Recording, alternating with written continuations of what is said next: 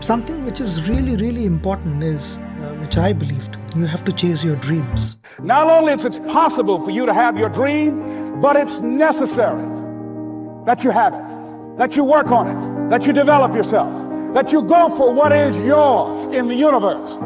If you truly are one of those people who commits a life to realizing a dream, you have to be a little crazy. John Balthazari says you have to be possessed.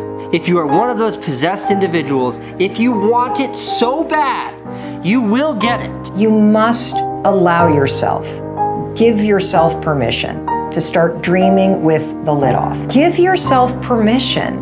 Right now, you are not even allowing yourself to fully dream or think about or set goals that are truly aligned with what you deeply want in your heart. That you aren't even able to manifest properly because you're not even honest with yourself about what you actually want. There are times when you've just got to go deeper. Just when you're invested in something and you feel that strongly, this is what God has for you, this is what I'm supposed to be doing, and it's as second nature to you as breathing is. When you know, it's like nobody tells you to breathe. So this gift, this thing is in you, and nobody has to tell you or encourage you about it. Even though you have to encourage yourself, it's always there. Following your dreams is a lonely, solitary, scary, dangerous pursuit. You can't wait for somebody to think you can do it. It's a lonely, scary, dangerous pursuit, and you got to be willing to risk everything to become that seed of what you believe is in there. I'd like to reference a band called Anvil. This is a heavy metal band from the early 80s that you've definitely never heard of, unless you've seen a documentary about this heavy metal band from the early 80s. They were like sort of big in the early 80s. They never exploded.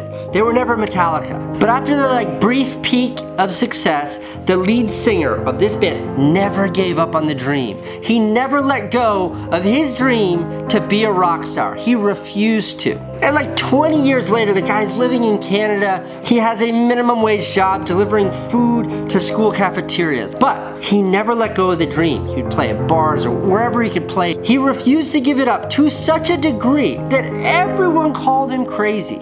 So crazy, so possessed, so insane, that they made a documentary about the fact that he would not give up on his dream. My father could have been a great comedian, but he didn't believe that was possible for him. And so he made a conservative choice. Instead, he got a safe job as an accountant. And when I was 12 years old, he was let go from that safe job, and our family had to do whatever we could to survive. I learned many great lessons from my father, not the least of which was that you can fail at what you don't want. So you might as well take a chance on doing what you love. The difference between goals and dreams. Goals are important, but dreams are so much bigger.